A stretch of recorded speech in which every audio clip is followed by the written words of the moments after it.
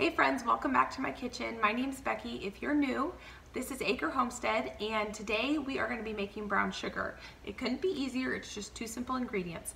It's sugar and molasses. I have organic cane sugar here and I have organic molasses, but you don't have to use organic. You use what you have.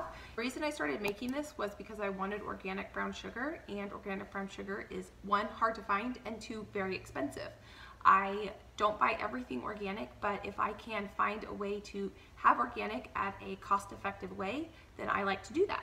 That's why I started making my own brown sugar, and it actually tastes better and fresher to me, and I probably will never go back to buying store-bought brown sugar. Another really awesome thing about knowing how to make brown sugar is you never have to run out of brown sugar. I remember back when I was like, I don't know, 8 or 9, baking cookies at home, and we ran out of brown sugar, and my mom was like, all it is sugar and molasses. That was the first time I ever made it, and it was pretty empowering to know how to make it, because I didn't have to ask my mom or someone to go run to a neighbor's house to borrow brown sugar or run to the store to buy brown sugar. I had a jar of molasses that, you know, most people have sitting in their pantry that's been sitting there for years, and we had white sugar, so I just whipped it up. I don't follow a particular recipe. I kind of do a ratio. It's typically 1 cup of sugar to 1 tablespoon of molasses, but it really depends on your taste and what you want. If you want light brown sugar, you put less molasses. If you want dark brown sugar, you put more molasses. I personally like more of a darker brown sugar, so I usually go a little bit heavy on the molasses, but you can make it as light or as dark as you want. I buy my sugar in 50-pound bags in bulk, and I buy my molasses in a 1-gallon jug. I buy both of these through Azure Standard, which I can leave the link below. I really like to use my stand mixer for this process because it makes it fast and easy, but you certainly don't have to use a stand mixer. You can use a hand mixer, or you can just use a fork or a whisk and just whisk it in. It'll just take a little bit longer, but it's certainly not necessary to use a stand mixer. I don't need a ton of brown sugar right now, so I think I'm only going to do about 4 cups.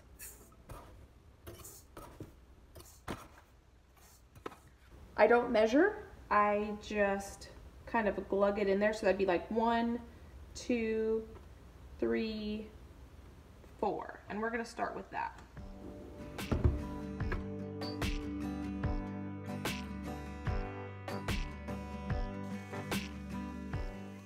Brown sugar is a little bit lighter than I want, so I'm gonna put 1 more glug in there.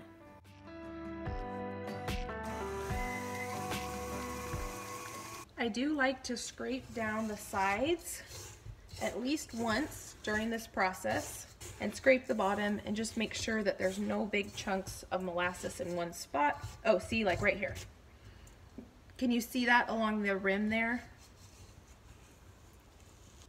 There's a big streak of molasses that is not worked in. Put it back down. So here's the final color. I would say it's more of a dark brown sugar. I do, like I said, prefer a dark brown sugar. This is the one that I actually already had in my pantry. That's why I didn't have to make up a bunch, because I already had some. I made this probably before the holidays. So it's been in my pantry for at least 5 months or so, and you can see it's still really nice and soft and moist. I've never had an issue with my homemade brown sugar drying out like store-bought brown sugar does. And so that is another benefit of making your own, is that it stays nice and moist.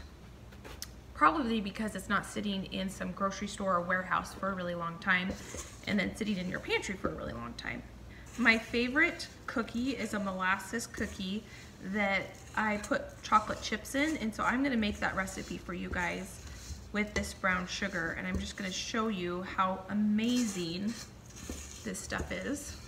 And there it is. It's that simple. Just 2 simple ingredients and a little bit of mixing, and you've got yourself fresh homemade brown sugar. If you guys don't use these wide mouth containers for your baking essentials, you're missing out. One thing that used to drive me crazy when I was little is we used to store all of our baking staples in old pickle jars, and they had this really skinny mouth. And so if you have a cup measure like this, you could never get it into the pickle jar lid, and so you'd have to get like a 1/2 cup measure and dirty a whole nother measuring cup and everything. So when I bought my own house, one thing that I wanted was wide mouth containers so that I could take a 1 cup and scoop it all the way in there and level it off. So I'm gonna link these below because these are game changers in your baking. It just makes the process so much simpler, and I've been in love with these. I have them for all my baking staples, my flours, my sugar, my brown sugar, my oats. Anything I bake with a lot and I want to stick a 1 cup measure in it, I use these wide mouth containers. So anyway, I digress. Thank you for hanging out with me again. I hope this was beneficial for you and that you learned something or you were just entertained along the way.